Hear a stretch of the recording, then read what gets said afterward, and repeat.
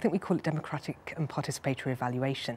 And this is partly an acknowledgement that democracy is not, not everybody likes the word democracy.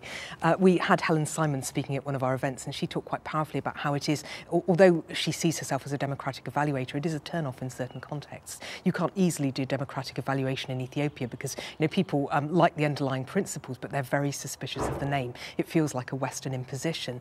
So, I mean, that I think is why we've broadened it, talking about participatory, and also because it acknowledges the long history of participatory approaches at IDS, which we also draw upon. When you think about an evaluation taking place or an intervention taking place, it's often in a community where there are already there are vested interests, but there are also strong debates about what matters and what constitutes progress. So part of evaluation is both acknowledging that those debates exist, but also, in a sense, taking account of them so they become data for us. And something that I'm involved in at the moment through the Valuing Development project, which we're doing with ODI, is looking at ways in which you can create deliberative spaces where people can come together at different levels and talk about what matters to them. So you might have agricultural extension agents, you might have people at more senior levels in the organisation, you might have individual farmers, you might have members of farmers' households.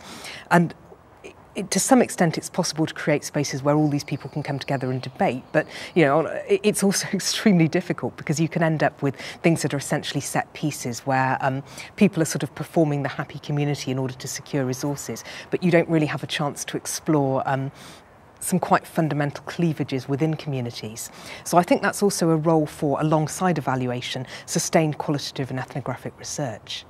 It is quite challenging, but there are a lot of social science research methodologies, many of which have been used by IDS already as part of their participation team. But of course, we're aware that much so-called participatory work is often participatory in name only because it's quite hard to get genuine participation. It takes time, it takes building rapport with communities.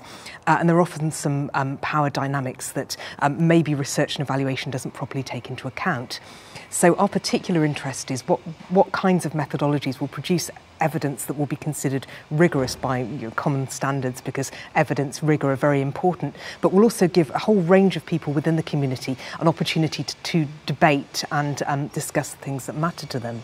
This strand I would see as particularly focusing also on supporting debate within communities at all stages of the evaluation, before the project is even planned, right through to an evaluation maybe 3 or 4 years down the line, looking at more sustainable impacts.